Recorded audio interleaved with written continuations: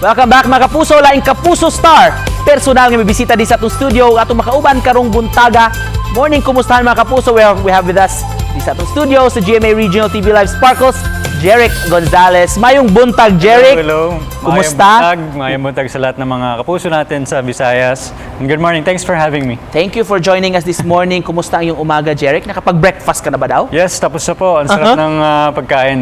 Wow, that's good. To fuel up our day, di ba? Kailangan ng breakfast. Congratulations para Jeric, of course, award-winning Broken Blooms movie nyo. Nag-level up Thank daw you. yung observation. Acting Thank mo, you. ang ka-acting career mo. Anong masasabi mo, Jeric, sa observation, reaction ng mga nakapanood? Of course, nagpapasalamat ako sa lahat ng sumuporta sa amin and the whole team ng Broken Blooms, lalo na kay Direk Louie Ignacio for trusting me. How was it like doing the project? Challenging? It was so passionate na lahat ng kasama ko dito is award-winning. Like si Tita Jacqueline Jose, of course, Teres Malvar, and the rest of the cast. Lahat sila may awards na. Lately, of course, nakita namin sa social media, of course, ang saya nyo with, of course, Beauty Queen Rabia Mateo. Kumusta ang vacation sa Hong Kong? Ang saya kasi unang-una, ang lamig. Masarap na yung weather and ngayon lang kami nagkaroon ng time talaga to travel. This year, this is our first travel and parang refresher and break na rin siya from mga stress and work na ginawa namin. So, and the birthday din ni Rabia. And from Hong Kong, you're now here in Cebu, Jeric. Ano daw na-miss mo dito sa Cebu at sa mga Cebuanos? Ayun, grabe. I was here last year. I remember during my birthday, nag-promote kami and nakakatuwa yung mga tao dito kasi grabe talaga yung support nila sa mga kapuso.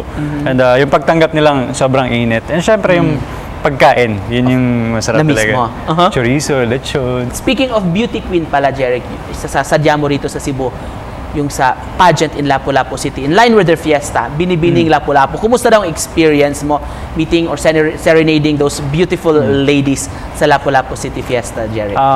Totoo na ang gaganda talaga ng mga Cebuana. And yun nga, yung pagtanggap ng mga tao talagang grabe ang init. And I enjoyed the performance and yung support nila sa akin. So thank you sa lahat ng mga kapuso natin dito talaga. Just to close this conversation, anong message mo sa ating mga kapuso viewers this morning? Maraming salamat po sa mga kapuso natin dito sa Visayas sa patuloy na pagsuporta sa amin. Sana po abangan niyo po ako sa next project ko and sa mga future projects ng mga kapuso natin. So thank you very much. Thank you. Wow. Thank you so much for joining us this morning, Jeric. And we have this short tradition sa programa. We ask our guests, lalo ng mga kapuso artists natin, na sila yung mag-cue ng gap, Jeric, in Bisaya.